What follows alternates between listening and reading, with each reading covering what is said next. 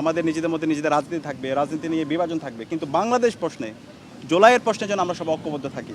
তো সেই জায়গায় আমরা ঐক্যবদ্ধভাবে কাজ করার ব্যাপারে সবাই একমত আছি এবং ইনশাআল্লাহ আমরা কথা দিচ্ছি বাংলাদেশের সকল ছাত্র সমাজকে সাথে নিয়ে বাংলাদেশপন্থী রাজনীতি বিনির্মাণ করার জন্য এবং জুলাইয়ের শহীদদের আকাঙ্ক্ষার আলোকে একটা ইনসাফ ভিত্তিক বাংলাদেশ বিনির্মাণ করার জন্য এবং পতিত ফ্যাসিস্টদের বিচার করার জন্য এবং উসমান হাদির যারা হত্যাকারী তাদের বিচার প্রশ্নে আমরা সবাই ঐক্যবদ্ধভাবে আমাদের লড়াই সংগ্রাম জারি রাখবো ইনশাআল্লাহ।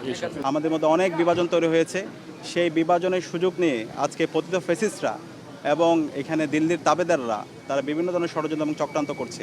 আমাদের এখনই সময় একটু ঐক্যবদ্ধ হওয়ার। আমরা গত 16 বছরে আমরা ভোট দিতে পারিনি, বাংলাদেশে যারা তরুণ প্রজন্ম আছে তারা ভোট দিতে পারেনি।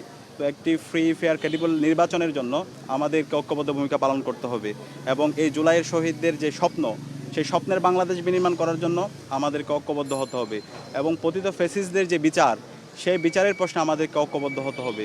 একই সাথে আমাদের যে গত 16 বছরে রাষ্ট্রীয় কাঠামো সকল প্রতিষ্ঠানগুলোকে যে ভেঙে চুরমার করে দেওয়া হয়েছে, সেই প্রতিষ্ঠানগুলোকে নতুনভাবে বিনির্মাণ করার জন্য, জুলাইয়ের সনদ বাস্তবায়ন করার জন্য এবং এই নির্বাচনে জুলাই সনদের যে গণভোট হবে সেই গণভোটকে হাক বিজয় করার জন্য আমাদেরকে ঐক্যবদ্ধ হতে হবে।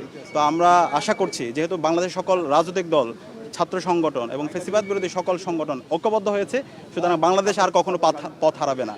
আর একই সাথে আমাদের এই বাংলাদেশের রাজনীতি হচ্ছে বাংলাদেশপন্থী রাজনীতি, বাংলাদেশকে ধারণ করা, বাংলাদেশের মাটি ও মানুষকে ধারণ করা, দেশের স্বাধীনতা, সার্বভৌমত্ব, অখণ্ডতাকে ধারণ করা, ভারতীয় আধিপত্যবাদের বিরুদ্ধে সবসময় প্রতিরোধ জারি রাখা।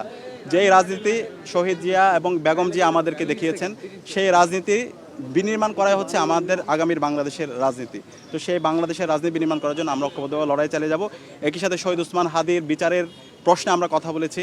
শহীদ উসমান হাদি যে আধিপত্যবাদের বিরুদ্ধে, আগ্রাসনের বিরুদ্ধে কথা বলতে গিয়ে তিনি শহীদ হয়েছেন এবং শহীদ উসমান হাদিরকে যারা গুলি করেছে এবং এই হত্যাকাণ্ডের সাথে যারা পরিকল্পনাকারী, যারা পরামর্শ দিয়েছে, তারা এখন পর্যন্ত অ্যারেস্ট হয়নি।